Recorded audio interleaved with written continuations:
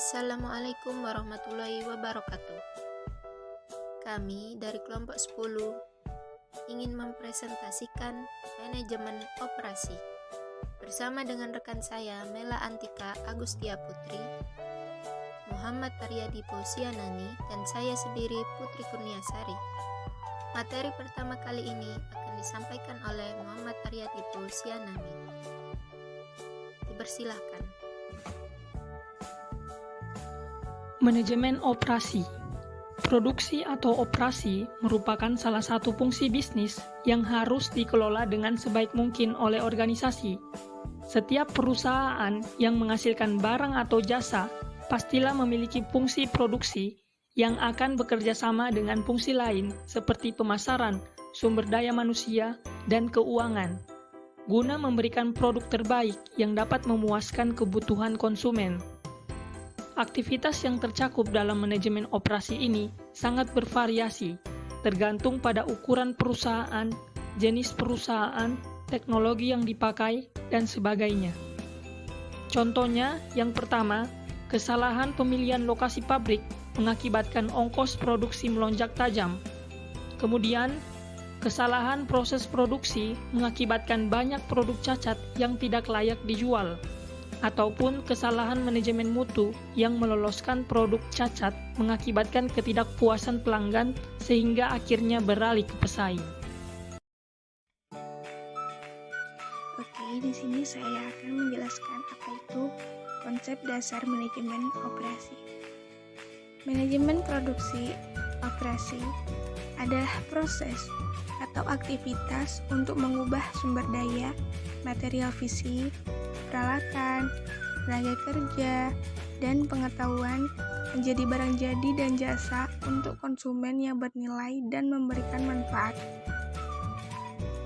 Dalam manajemen operasi, perusahaan akan mengkombinasikan berbagai faktor produksi, baik sumber daya fisik, peralatan, tenaga kerja, pengetahuan, dan informasi dalam fasilitas produksi guna memenuhi suatu tujuan, yaitu memberikan utilitas yang bermakna, kemampuan produk memuaskan konsumen. Proses operasi barang dan jasa. Proses operasi adalah teknologi yang dipakai barang atau jasa, diklasifikasikan berdasarkan proses operasinya. Proses operasi untuk barang dibagi menjadi dua, yaitu proses analitis adalah proses sumber daya yang diuraikan menjadi ciptaan produk jadi. Yang kedua, yaitu proses sintetis. Proses sintetis adalah proses produksi sumber daya yang dikombinasikan untuk membuat barang jadi. Sedangkan proses operasi untuk jasa dibedakan berdasarkan tingkat kontak dengan pelanggan dan terdiri dari dua klasifikasi, yaitu yang pertama, sistem kontak tinggi, di mana pelanggan menjadi bagian dari sistem selama penyampaian jasa. Kemudian yang kedua, sistem kontak rendah, di mana pelanggan tidak harus menjadi bagian dari sistem dalam menerima jasa. Perbedaan dalam operasi manufaktur dan jasa. 1. Fokus pada kinerja. 2. Fokus pada proses dan hasil akhir. 3. Fokus pada karakteristik jasa. 4. Fokus pada pertimbangan kualitas layanan. Perencanaan operasi. 1. Rencana dan ramalan bisnis. 2. Rencana operasi jangka panjang. Kapasitas, lokasi, dan tata ruang. 3. Jadwal operasi, jadwal produksi induk, jadwal terperinci. 4. Pengendalian operasi, pengendalian kualitas, manajemen produksi. 5. Output untuk pelanggan. Perencanaan kapasitas. Kapasitas merujuk pada jumlah produk yang dapat dihasilkan perusahaan dalam kondisi kerja normal. Perencanaan kapasitas untuk produksi barang dilakukan dengan tujuan menjamin bahwa kapasitas perusahaan sedikit melebihi permintaan normal dari produknya. Apabila kapasitas terlalu kecil untuk memenuhi permintaan, maka perusahaan beresiko menghadapi pengurangan laba dan kehilangan pelanggan. Sebaliknya, apabila kapasitas melebihi permintaan, maka perusahaan memboroskan uang untuk membangun pabrik yang terlalu besar. Sedangkan perencanaan kapasitas untuk produksi jasa, sistem kontak rendah, dilakukan dengan menetapkannya sesuai tingkat permintaan rata-rata.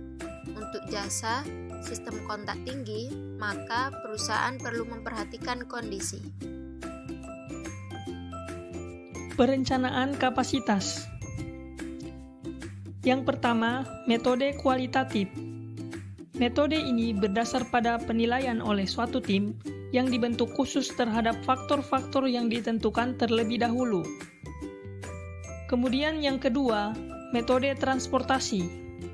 Metode ini digunakan apabila perusahaan telah memiliki beberapa lokasi pabrik dan bermaksud untuk menambah pabrik atau adanya relokasi pelayanan dari setiap pabrik yang telah ada. Selanjutnya yang ketiga, metode analisis biaya.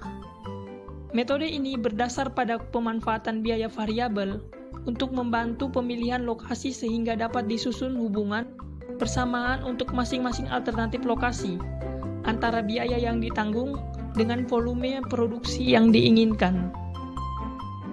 Perencanaan tata ruang. 1. Fasilitas produktif. Artinya, bengkel kerja dan peralatan untuk mengubah bahan mentah. A. Tata ruang proses atau proses layout. B. Tata ruang selular atau cellular layout. C. Tata ruang produk atau produk layout. 2. Fasilitas non-produktif berupa daerah penyimpanan dan pemeliharaan.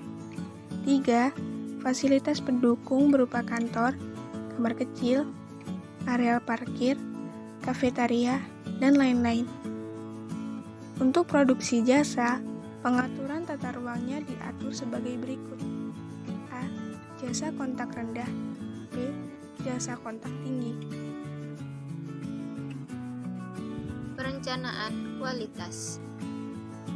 Setiap tahapan dalam perencanaan operasi harus dapat memastikan bahwa barang yang diproduksi dapat memenuhi standar kualitas yang telah ditetapkan.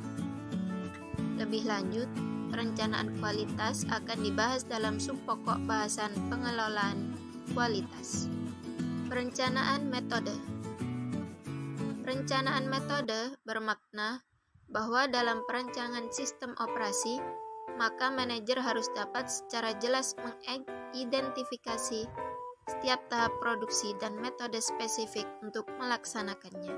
Dengan cara seksama, meneliti setiap produser tahap demi tahap, maka diharapkan inefisiensi dan kinerja yang buruk dapat dikurangi. Penjadwalan operasi. Setelah dalam perencanaan operasi, diidentifikasi sumber daya yang diperlukan dan dirinci tujuan penggunaannya, maka langkah selanjutnya adalah mengembangkan timetable untuk memperoleh sumber daya. Aktivitas ini disebut dengan penjadwalan operasi.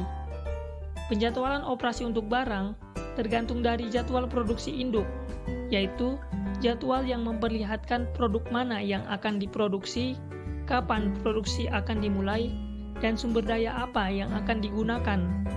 Sedangkan untuk operasi jasa, penjadwalan operasi dilakukan tergantung waktu penyelesaian dan kedatangan order. Pengendalian operasi. Pengendalian operasi merupakan proses mengawasi produksi dengan membandingkan hasil dengan perencanaan. Tahapan ini sangat penting untuk mengetahui apakah produk sudah sesuai dengan yang diinginkan. Adapun tahap ini terdiri dari manajemen bahan produksi. Manajemen bahan produksi mencakup perencanaan, pengorganisasian, dan pengendalian aliran bahan baku dari desain sampai distribusi barang jadi. Proses ini menekankan standarisasi komponen dalam proses produksi. Setelah produk dirancang, manajemen bahan produksi membeli bahan yang diperlukan dan memonitor proses produksi melalui distribusi dari barang-barang jadi.